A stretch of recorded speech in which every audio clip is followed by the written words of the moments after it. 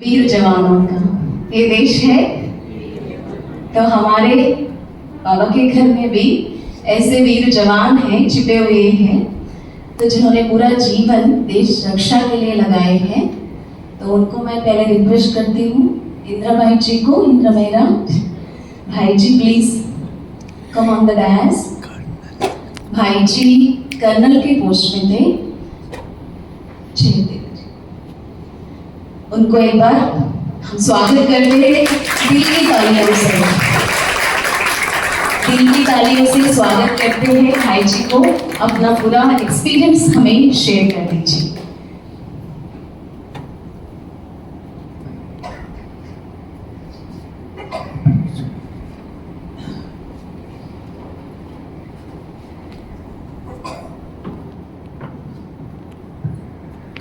ओम शांति। आज का दिन बहुत ही ज्यादा इम्पोर्टेंट दिन हमारे लिए है और ये बात समझने के लिए कई दफा बहुत समय लग जाता है कि कितना इम्पोर्टेंट ये दिन है। असल में जिंदगी का ये सबसे ज्यादा इम्पोर्टेंट दिन है, क्योंकि इसी दिन इस देश को इंडिपेंडेंस मिली और हम लोग अपना स्वराज्य कायम कर सके। और मैं भी बहुत भाग्यशाली अपने आप को समझता हूँ कि मुझे इंडियन आर्मी में सेवा करने का मौका मिला। आज मैं आपको एक छोटा सा एक्सपीरियंस अपनी जिंदगी का बताना चाहता हूँ। और वो एक्सपीरियंस है जब मुझे सियाचिन ग्लेशियर में जाने का मौका मिला। काफी साल की सर्विस के बाद में जब मुझे कश्मीर में पोस्टिंग हुई, तो यूजुअली फ्रंट पे हर वक्त पूरी सेना मौजूद नहीं रहती है, सिर्फ एक अपकीप के लिए रहती है। बाकी सारी सेना बॉर्डर से पीछे रहती है, कैंटोनमेंट्स में, कैंप्स में रहती है। लेकिन अपनी तैयारी देखने के लिए साल में एक बार पूरी सेना बॉर्डर पे ट्रेनिंग के नाम से जाती है। और ट्रेनिंग कर रहे हैं हम, इस बात की खबर हम दुश्मन कंट्री को भी दे देते हैं ताकि वो इस ट्रेनिंग को हमारी कोई एक्टिविटी ना समझे कि हम अंडर ट्रेनिंग हैं, और उसके भी कुछ कायदे और नियम होते हैं। तो इसी तरह जब हम कश्मीर में पोस्टेड थे श्रीनगर में, तो हमारा इलाका जो एक्चुअल ऑपरेशन का होना था, अगर लड़ाई होती तो सियाचिन ग्लेशियर था।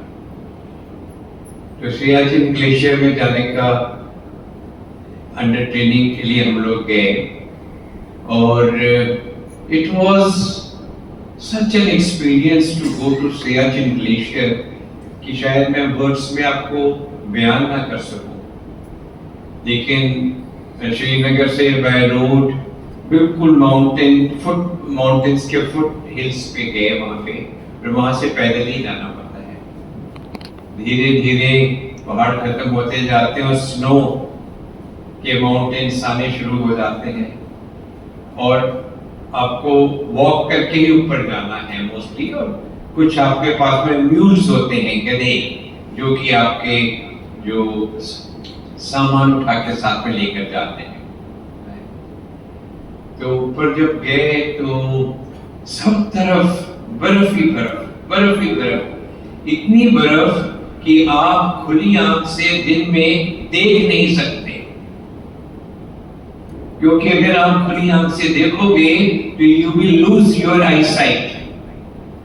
आपकी आंख की रोशनी चली जाएगी। इतनी चमक और इतनी रिफ्लेक्शन उस धूप की है बर्फ पर की आप तो हर किसी को स्नो गॉगल्स पहनने पड़ते हैं, और स्नो गॉगल्स पहन कर ही ऊपर जाते हैं। तो काफी मुशक्कत के बाद में चल चल के हम अपने कैंप में पहुंचे, जहाँ पे ऑलरेडी एक पीस कीपिंग फोर्स अवेलेबल होता है जो कि हमारा अरेंजमेंट करता है। और वहां पर जाकर मुझे और हमें 3 चीजों का ज्ञान हुआ जो कि निचोड़ है हमारी विजिट का वहां पे।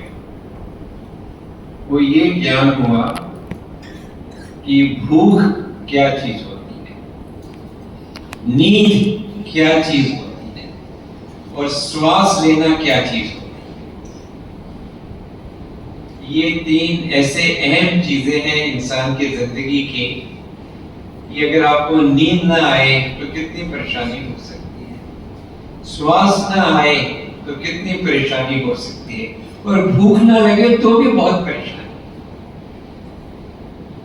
क्योंकि वहां पर ऑक्सीजन का लेवल बहुत कम होता है और बड़े एटमॉस्फेयर बहुत ठंडा, इतना ठंडा होता है कि अगर आपको हाथ भी धोने हैं तो पानी बॉइलिंग सेवादार लेके आता है कि आप हाथ धो लो, और अगर आप थोड़ा सा भी डिले करें तो बोलता साहब जी धो लो, नहीं तो ठंडा बर्फ हो जाएगा पानी, उसी वक्त उठ के धोना पड़ता।